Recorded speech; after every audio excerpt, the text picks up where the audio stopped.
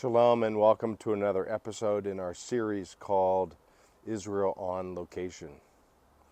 It's probably pretty obvious to where we are today doing this episode from the Mount of Olives, with the backdrop being the old city of Jerusalem and the Temple Mount.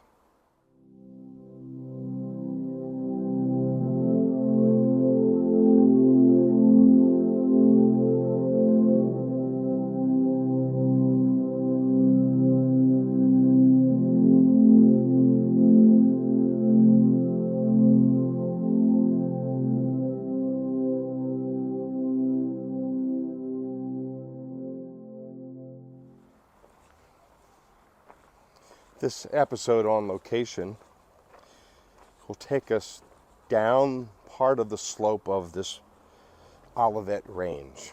It's to the east of the Old City and the Temple Mount. In fact, Psalm 125 tells us, as the mountains surround Jerusalem, so the Lord surrounds his people both now and forevermore. We're walking actually through a Jewish cemetery. This is the location, if you're a Jew, to be buried. Tens of thousands of Jews are buried here, facing the Temple Mount that we see now behind us. And it's a remarkable location. You can see the eastern wall and the eastern gate. There's the Dome of the Rock, where the first and second temples once stood. And of course all of these graves, and you can see a lot of stones on top. This would be a way to honor the deceased person. You leave a stone behind. So as we make our way to this rail, we'll then refocus back on the old city.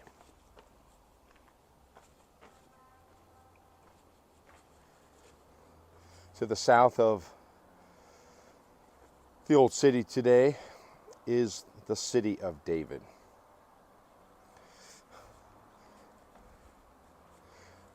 On the south end of the Temple Mount are the southern steps that everyone would have used, commoners, in order to enter the temple. This is in the days of Jesus. Of course, well before Herod would expand and really double the size of the temple platform. Solomon built the first temple. And there you can see the golden dome of the Dome of the Rock, completed in 692 AD, but over the location of where the first and second temples were built. If you were a pilgrim coming from the north, you would have crested the Mount of Olives, now in front of me, but then you would have seen what we're looking at today. The grandeur of the temple. In fact, the rabbi would say, you've never seen anything beautiful until you've actually seen the temple. And what a great experience that must have been for Jews, even pilgrims from the Galilee in the days of Jesus, who would have, again, seen the temple in all of its glory from the east, from the Mount of Olives. So the temple was significant in many ways to many people, especially Jews living here in the land. So when we talk about on location, we're talking about really a very important part, if not the most important location. Religiously, if you were a Jew, you would come to the temple 3 times a year, primarily, if not more, but for the 3 high holy holidays. And that included Jesus. During the course of his ministry, he's probably here 6 or 7 times. That's the best that we can determine from the Gospels. But certainly as a child, he's here, as we know from the Gospel account. In fact, early on in Jesus' ministry, I find it interesting that he's in the temple itself, and he's talking about destroying the temple in 3 days, building it again.